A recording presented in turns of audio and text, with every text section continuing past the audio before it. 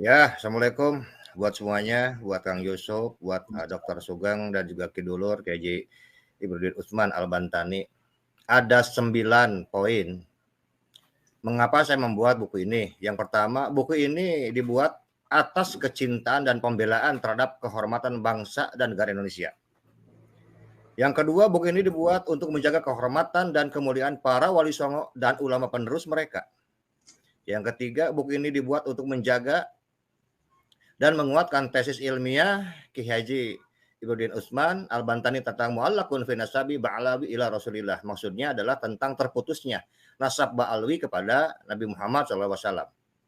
Yang keempat, dengan adanya buku ini diharapkan menambah energi untuk bangkit dan membuat ketegasan demi kebenaran.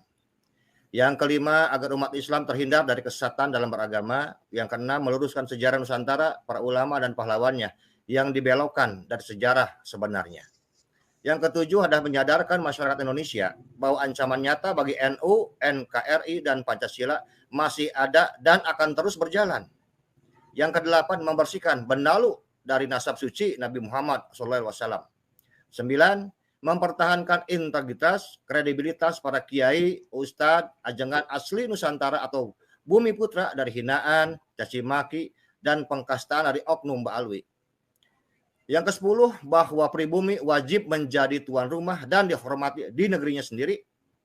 11, menghapuskan perbudakan spiritual dan intelektual seperti zaman jahiliyah. Mungkin itu ada 11 poin yang menjadi acuan saya, niat saya untuk membuat buku tersebut. Begitu Kang Yusuf. Ya, baik.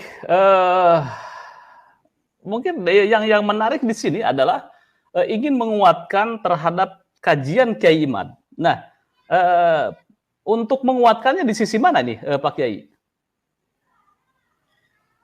Menguatkannya itu, jadi saya kan melihat di sini ada 4 lah, ada 4 yang penting, bahwa sebetulnya bahwa nasab Ba'alwi ini gagah atau rungkat dalam disiplin ilmu nasab, kemudian juga dalam ilmu sejarah, dalam ilmu fisiologi, dan juga dalam ilmu biologi modern atau DND. Nanti itu bagiannya Pak Dr. Sugeng, ya kan begitu.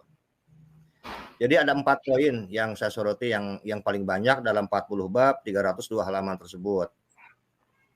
Tuh Pak Yusuf.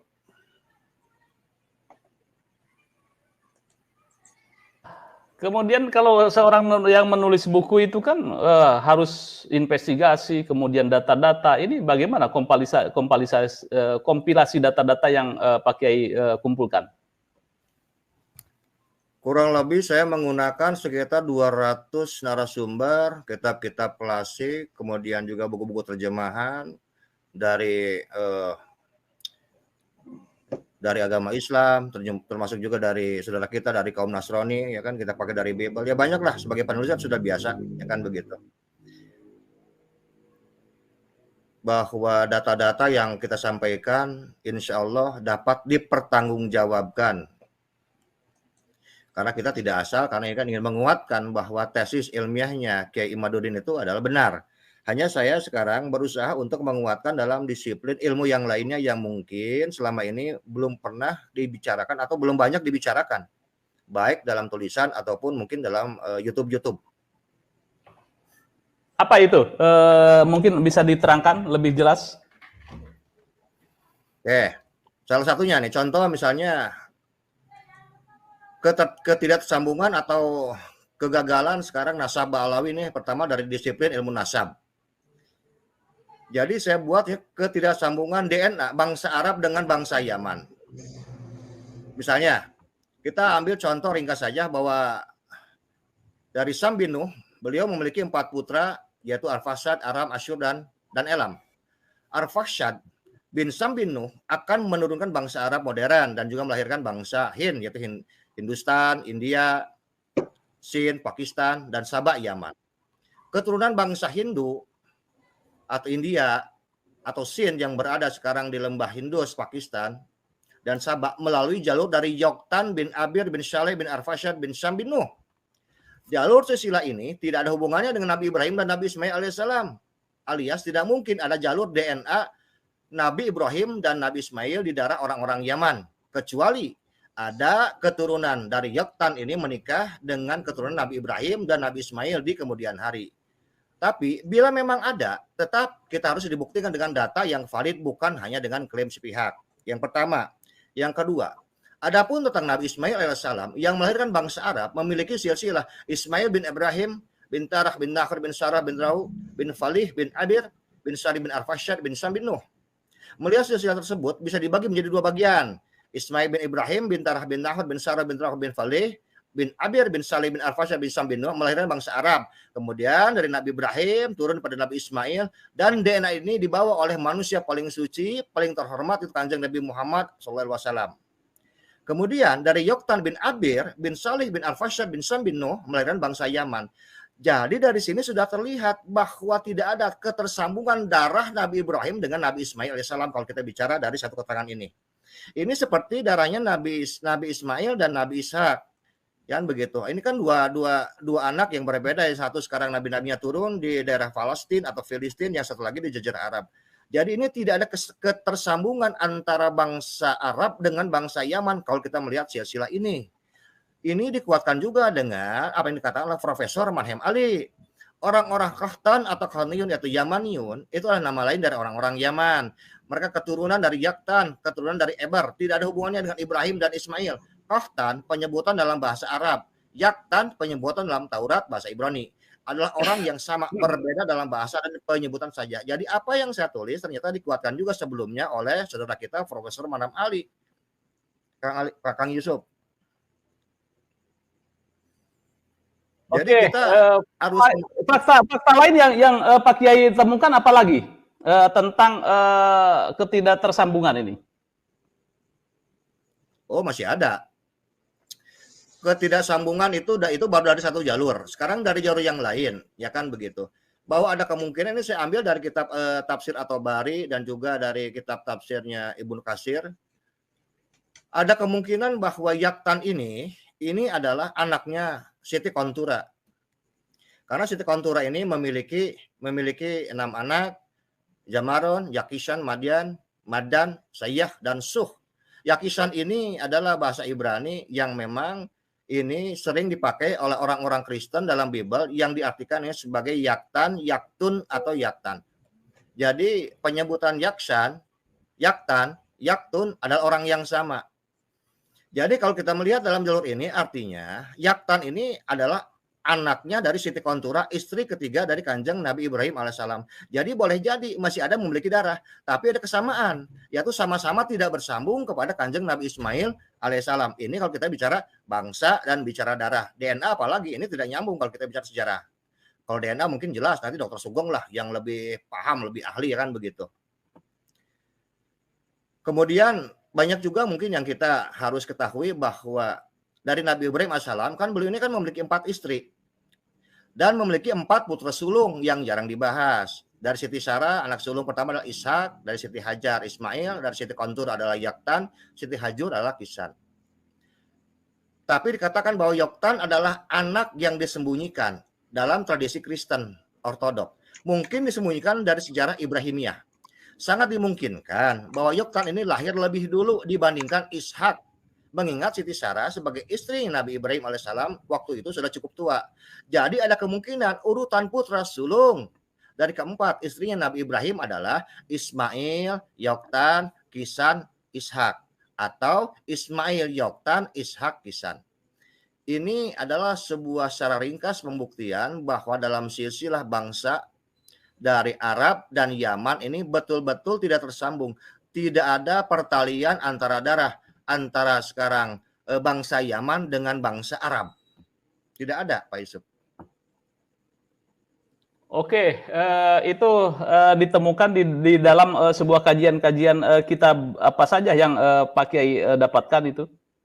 Sumber-sumber otentiknya?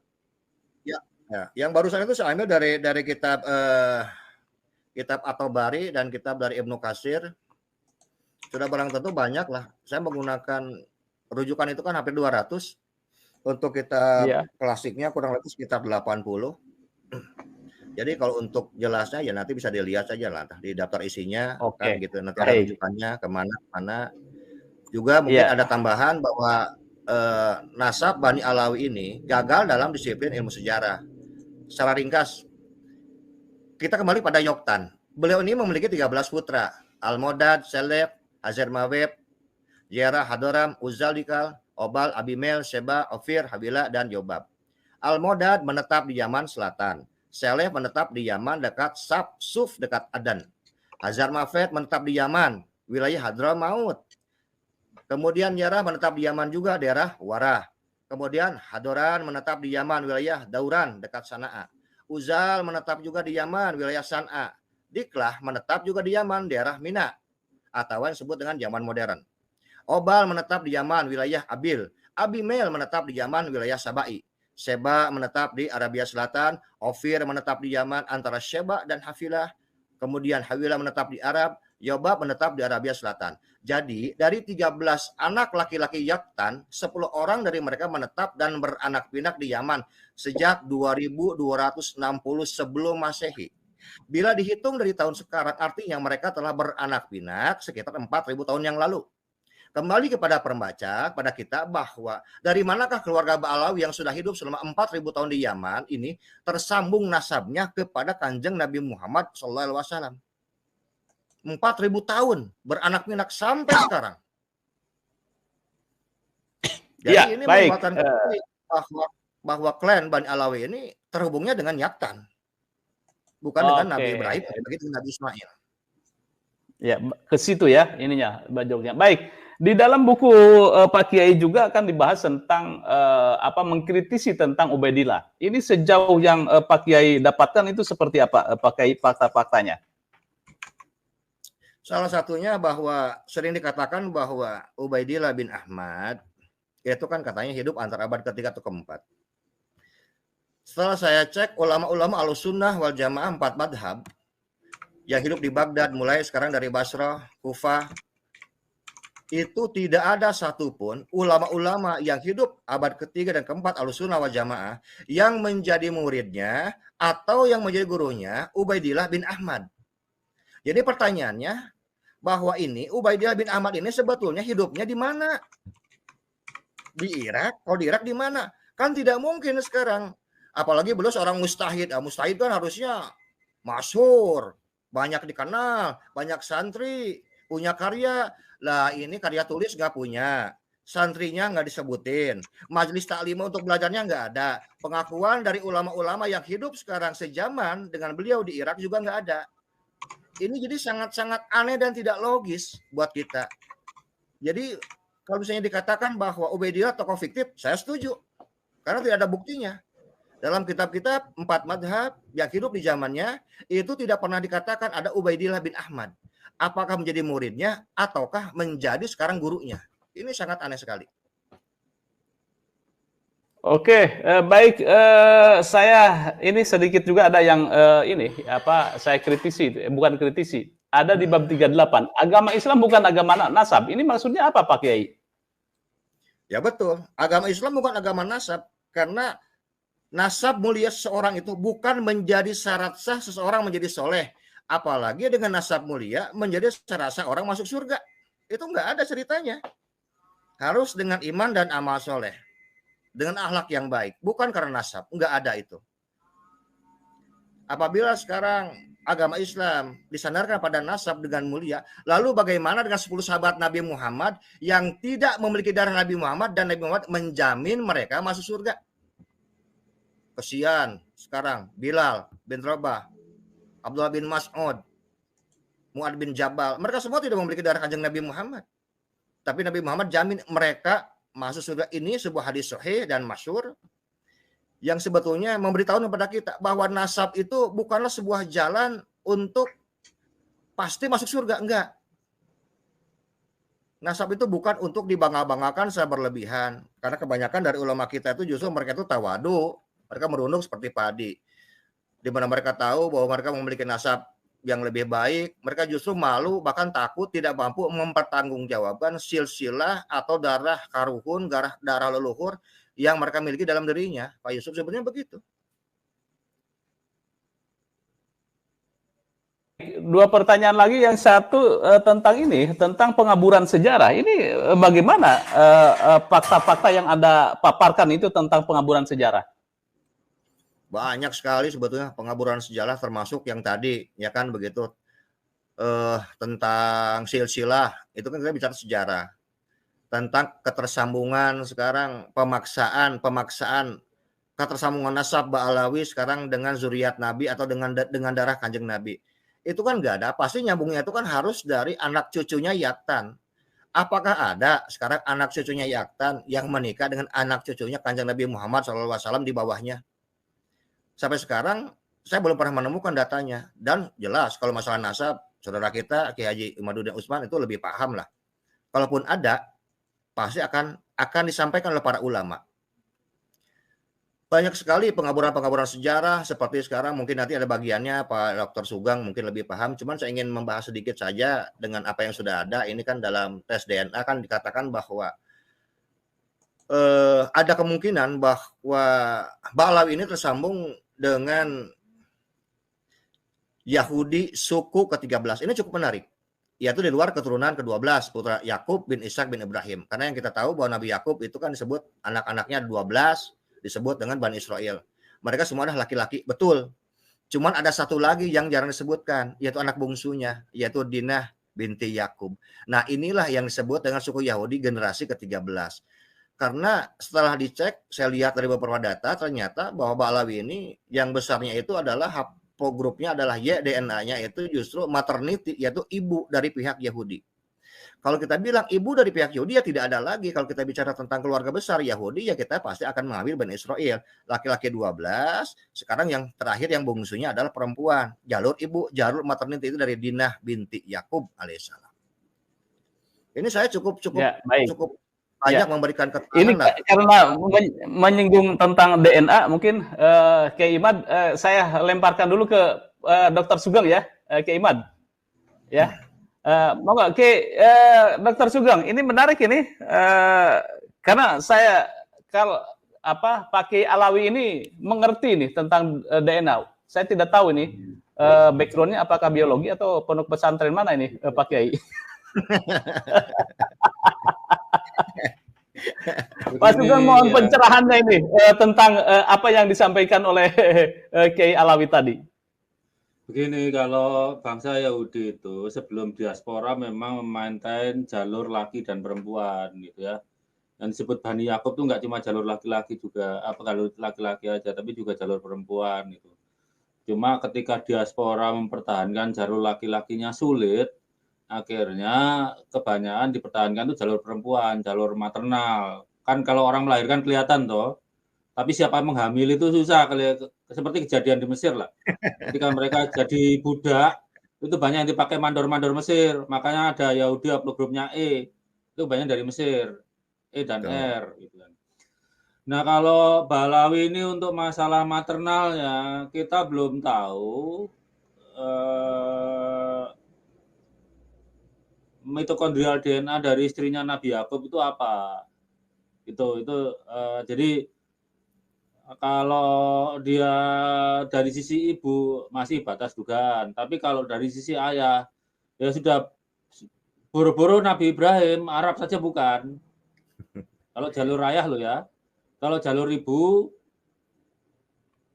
kita belum bisa determinasi misalnya mitokondria Siti Sarah itu apa, mitokondria Siti Hajar apa gitu. Tapi kalau saya konservatif aja, kalau dari sisi jalur laki-laki, Bani Ibrahim saja mustahil. Ba'alawi ini mustahil sebagai Bani Ibrahim. Udah nggak perlu didiskusikan dia Bani Ali atau enggak gitu. Tapi kalau untuk jalur maternal saya mungkin perlu baca-baca lagi. Tapi kalau yang Askenazi di Eropa itu memang dari empat ibu yang dari Timur Tengah gitu ya, dari wilayah Palestina Kanaanite itu sekarang. Kalau Ba'alawi ini kira-kira 5.000 tahun lalu memang sekitar, saya lupa, bentar saya cek dulu ya. Saya cek dulu. Berapa ya tadi ya? Ya termasuk itu Pak Sugeng, kenapa tidak mungkin itu dari tadi tidak mungkin bahwa masuk ke jalur Ibrahim ya? Ya karena jarak genetiknya dengan Bani Ibrahim itu terlalu jauh, sekitar 40.000 lah. Nabi Ibrahim kan umurnya bukan 40.000 tahun yang lalu, cuma sekitar plus minus 5 ribuan lah. Jadi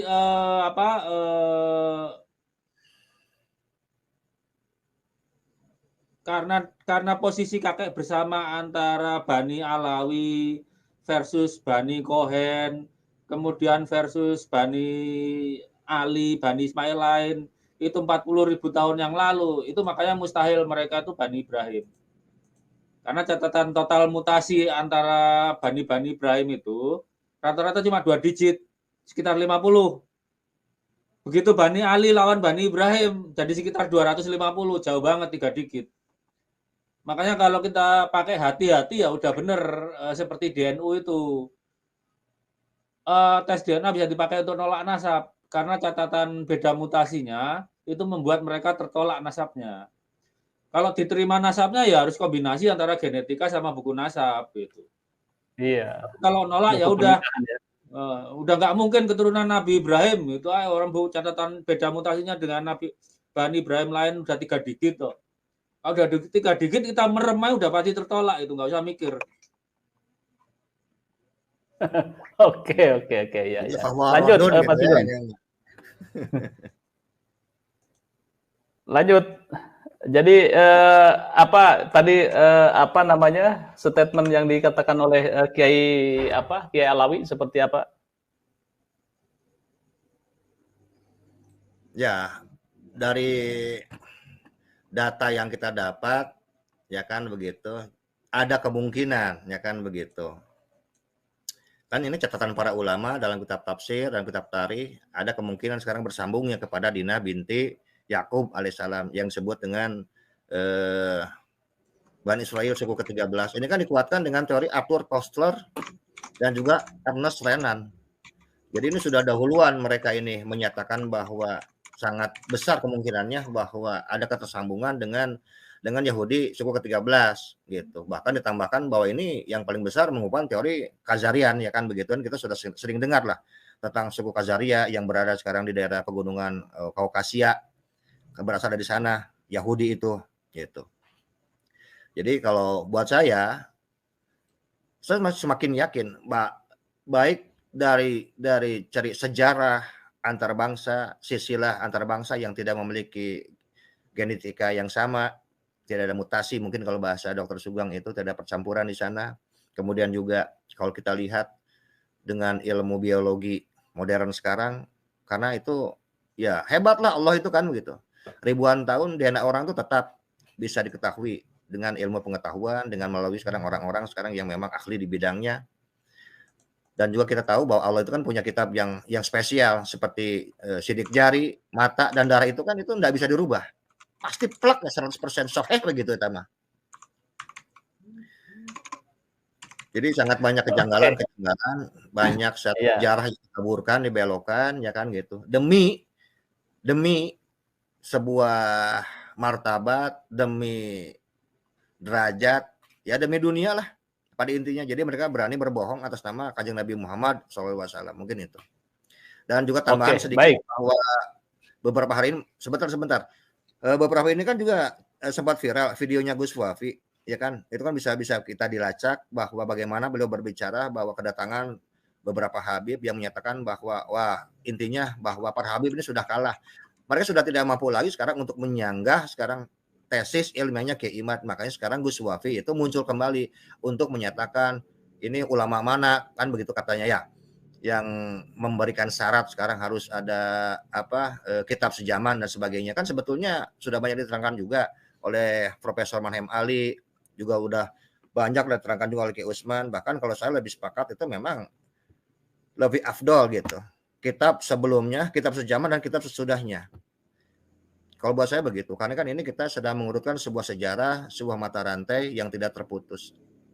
Karena sulit lah dipahami, tiba-tiba sekarang di Yaman bisa membuat sebuah silsilah, tapi tidak ada rujukan, sedangkan kita semua butuh rujukan primer sebagai tangga untuk melengkapi kalau ada kekurangan, kita tambah, kalau ada kesalahan kita benarkan, dan tidak mungkin lah tanpa melalui kitab-kitab sekarang sejaman yang dimulai atau sebelumnya dan terus bertahap sampai sekarang kita akan mengetahui sia-sia seseorang. Itu sangat mustahil. Baik, Kiai. Terima kasih. Pak Sugeng, sebelum ke Kiai Imam, ada tambahan? Begini, kalau masalah kitab sejaman itu tuntutan ilmu sejarah modern ya. Jadi kalau nggak ada apa, kan termasuk bukti primer itu. Ya kalau nggak ada kitab sejamannya mau cross check gimana? Seperti misalnya kisah-kisah di Pararaton itu kan punya kemiripan dengan negara Kertagama. Negara Kertagama itu primernya, Pararaton sekundernya gitu. Kalau cuma Pararaton saja nggak ada negara Kertagama, yo sulit meyakini apa event-event yang disebutkan di Pararaton. Jadi tuntutan anu lah. Kalau Wafi itu kayaknya bukan anak sekolahan soalnya. Mungkin kalau Pak Yusuf mendatangkan ahli sejarah Tulen ya, seperti Mas Asisi gitu, kita bisa dengar pendapatnya. Tapi setahu saya memang tuntutan seperti Wali Songo itu kan ada di bukunya Tome Pires itu kan catatan pihak eksternal itu. Seperti itulah kira-kira. Nah kalau Ubaidillah kan benar-benar gelap gulita itu. Oke, Itu catatannya. Baik, saya langsung Kiai Imad. Ini sepertinya merasa ada kawan yang mendukung ini, atau bagaimana? Pertama melihat dari buku yang ditulis oleh Kiai Alawi Nurul Huda Al-Bantani. Silakan. Terima kasih Mas Yusuf, Dr. Sugeng, Kiai Alawi Nurul Alam Al-Bantani, rahimahullah wa hafizahullah wa tawwala umrah wa baraka hayatah. Ini luar biasa. Judul bukunya Rungkatnya Nasab Ba'alawi. Ini mungkin kata judul buku ini adalah kalimat khabariyah, bahwa memang nasab Ba'alawi ini sudah terputus dari sisi ilmu nasab, dari sisi ilmu sejarah maupun dari sisi hasil tes DNA. Saya mengucapkan apresiasi yang sangat besar terhadap upaya dari Kiai Alawi Al-Bantani di dalam menulis diskursus nasab ini yang sudah berjalan 2 tahun lebih. Memang sebuah peristiwa tanpa ada yang mencatat itu nanti mungkin akan sulit bagi generasi mendatang untuk mencari referensi tentang apa yang terjadi pada zaman kita di hari ini. Tapi dengan banyaknya mereka yang menulis semacam apa yang telah dilakukan dengan membanggakan oleh Kiai Alawi Nurul Alam Al-Bantani ini akan mempermudah bagi generasi-generasi kita yang akan datang untuk mengetahui bahwa dulu di tahun 2023 dan tahun 2024 ada diskursus tentang nasab Ba'al, sebuah klan yang berasal dari migrasi orang-orang Yaman ke Hindia Belanda pada tahun 1830-an sampai 1932 atau 42 ya, kalau menurut Jajat Burhanuddin itu, ke Indonesia. Kemudian mereka mengaku sebagai keturunan daripada baginda Nabi besar Muhammad sallallahu alaihi wasallam. Tanpa interupsi, pengakuan itu berjalan sampai tahun 2022 dengan berbasis husnudzon. Masyarakat Nusantara welcome terhadap pengakuan itu. Tapi kemudian di tahun 2022 ada sebuah kajian dari Putra Nusantara yang kemudian di dalam hasil kajiannya itu menyatakan dengan seyakin-yakinnya, hakul yakin, bahwa secara ilmu sejarah dan ilmu nasab, klan Ba'alwi bukanlah merupakan keturunan dari baginda Nabi besar Muhammad sallallahu alaihi wasallam.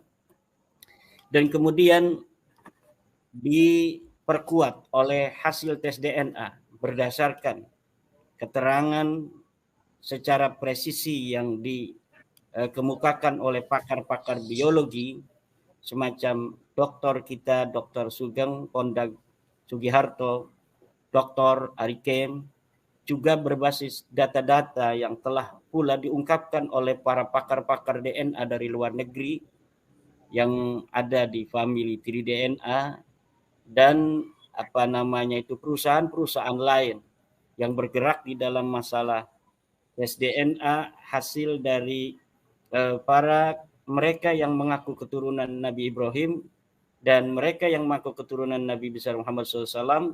Dari hasil-hasil tes DNA mereka dinyatakan dengan presisi bahwa mereka bukanlah keturunan dari baginda Nabi besar Muhammad SAW.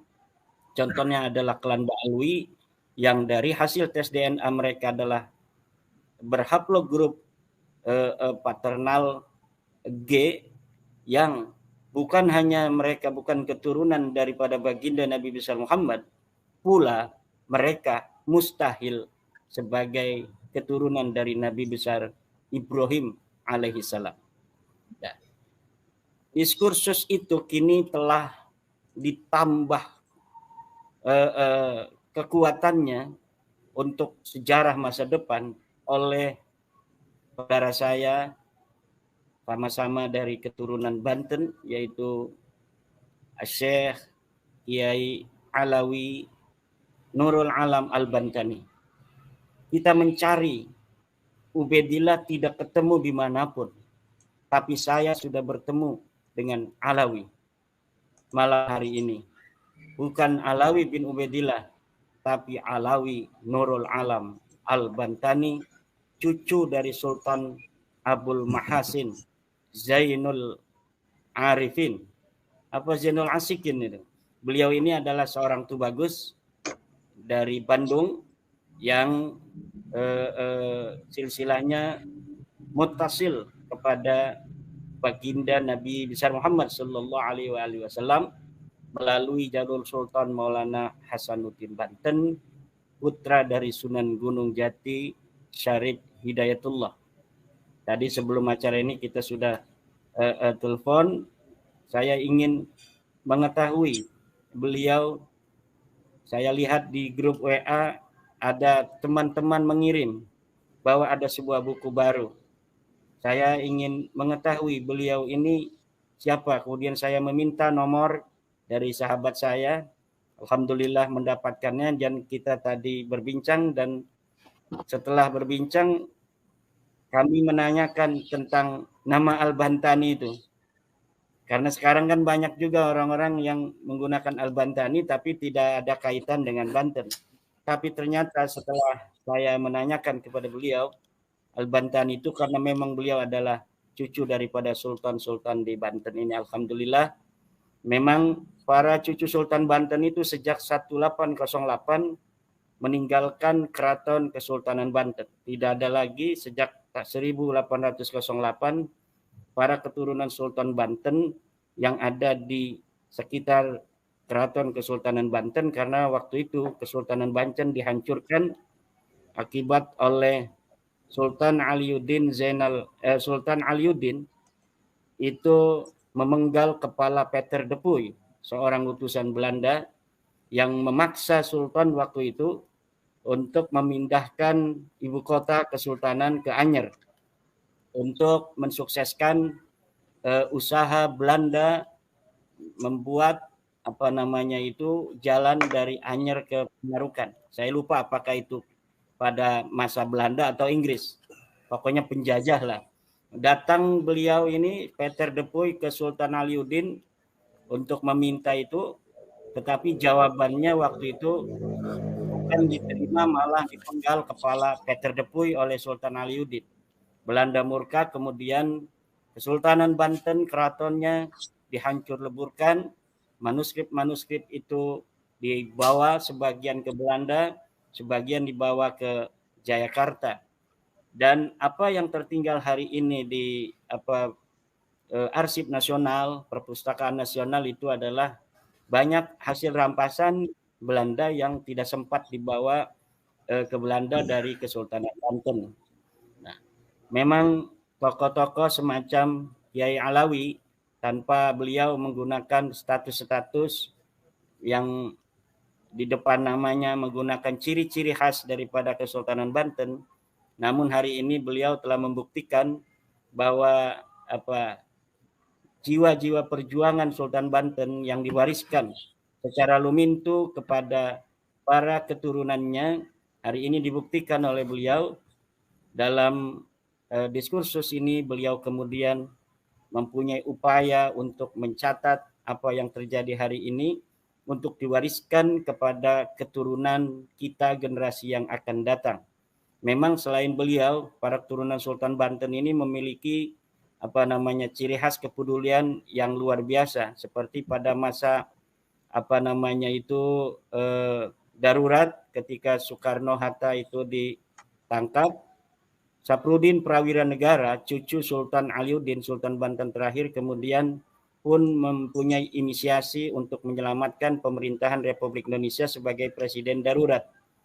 Kemudian pada masa hari ini ada Kiai Ma'ruf Amin yang beliau menjadi wakil presiden Republik Indonesia, Kiai Said Agil Siraj, keturunan Sultan Banten yang kemudian beliau menjadi ketua Tanfidiyah daripada Nahdlatul Ulama. Kemudian ada Kang Ridwan Kamil dari Etrah Ratu Biru, Sultan Maulana Hasanuddin. Ada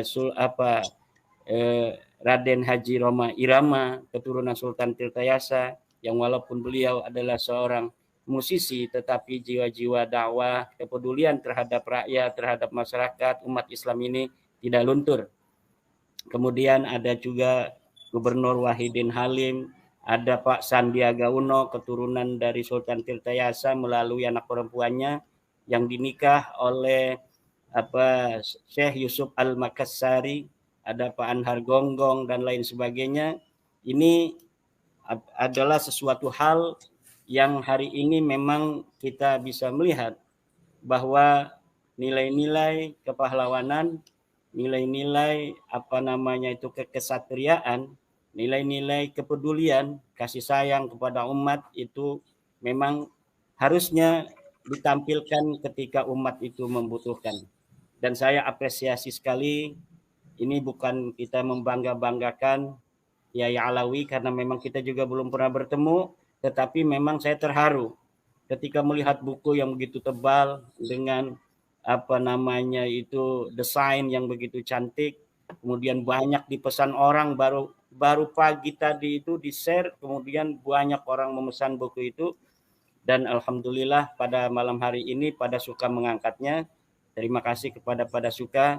Mudah-mudahan apa yang kita upayakan hari ini akan bermanfaat untuk umat Islam Indonesia di masa yang akan datang, dan wabil umum itu kepada seluruh bangsa, karena memang mayoritas Islam di Indonesia adalah keturunan atau merupakan pelanjut ajaran daripada Wali Songo yang sangat menghargai perbedaan orang-orang yang belum atau yang berbeda keyakinan dengan umat Islam.